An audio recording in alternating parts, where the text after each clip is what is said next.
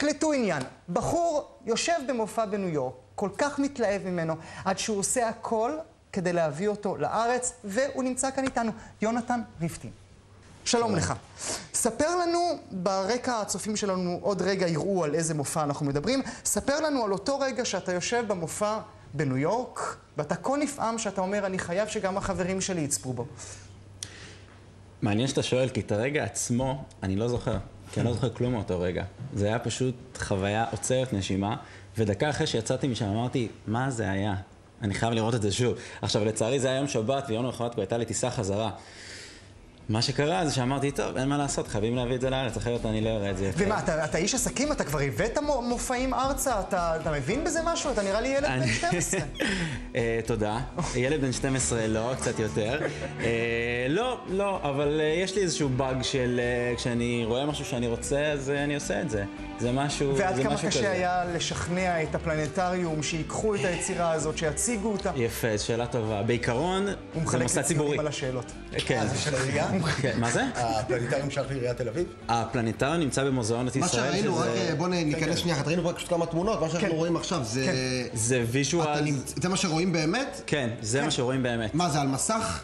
זה על מסך, זה על מסך זה על קולנוע? כיפה. זה משהו של פסיכודלי? 360 מעלות. בתוך פלנטריום. ואיפה הצופה נמצא? הצופה נמצא בדיוק במרכז. אני הייתי הרבה הוא מסתכל בפלנטריום. למעלה. הוא מסתכל למעלה? רגע, אני, בגלל שהבטחתי לאחת מהילדות, לקחת אותה לפלנטריום הרגיל. כן. יש עדיין את הפלנטריום הרגיל? זה בתוך הפלנטריום הרגיל. אבל שנייה, חשוב להגיד. את האולד סקול הזה של הירח. זה לא אולד סקול. לפני שנה שיפצו את הפלנטריום במיליונים. וואו. בגלל זה היה כל הטריגר. ראיתי את זה לפני שנתיים, זה היה אחלה. ולפני שנה רק קראתי שאפשר להביא את זה לארץ.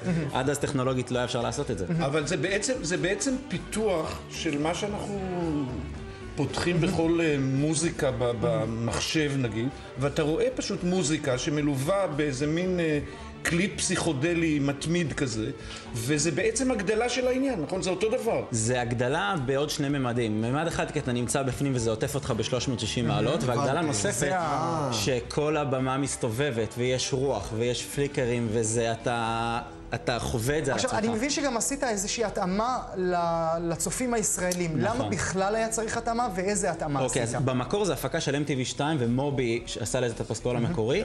אנחנו, בגלל שזה נוצר לפני כמה שנים, מוזיקה התעדכנה, עוד פעם נשמע את Coldplay Clocks, אנחנו... רגע, אז מה אתה שם? דודו אהרון? הכל זה מלמעלה. לא בדיוק, אבל יש לנו את לירון תאני שהוא איש משכמו ומעלה. מ-day one עשה איתנו את כל הסיפור הזה מבחינה מוזיקלית, והוא תפר לנו שיקוי סודי שחייבים לראות את זה בשביל להאמין. ואיך היה באמת הקרנת הבכורה, אם אפשר לקרוא לזה ככה, הצגת הבכורה של הדבר הזה פה בתל אביב? היה מדהים. אתמול הייתה השקה, והאמת שזה קצת, הנושא שלכם היה מאוד מעניין, העניין של להביא, איך קוראים לזה, פליטי ריאליטי זה, לא הבאתי. למה לא הבאת? אמרתי שבאג'נדה שלי אני לא משלם לאף אחד בשביל לבוא, אני אזמין, מי שרוצה מוזמן, והיו פי 2 מכמות האנשים שהזמנתי, תקשורת וכו', והיה פשוט, אנשים יצאו בהלם. ואם אתה צריך לומר לנו עבור איזה גילאים זה, מי יכול לבוא לראות את הדבר הזה? בגדול אין תכנים לא ראויים. זה מתאים לכל אחד שיש לו טעם מוזיקלי טוב, שהוא לא ברעיון ולא אפילפטי, כמו שאמר לירון אתמול בחדשות, רצוי.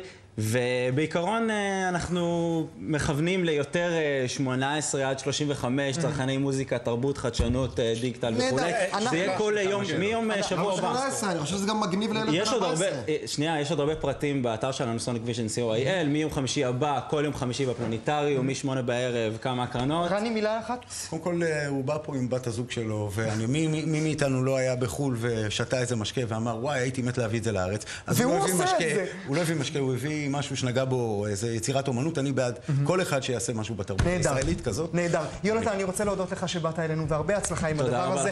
יש לך קשר למשפחת ריפטין? תשאל אותו את זה בפרסומות, אם יש לו קשר למשפחת ריפטין. אנחנו יוצאים להפסקה קצרה, אחריה נדבר פה על קווין לטיפה שנכנסת לעסקי האופנה ומבטלת את ההפרדה בין מידות רגילות למידות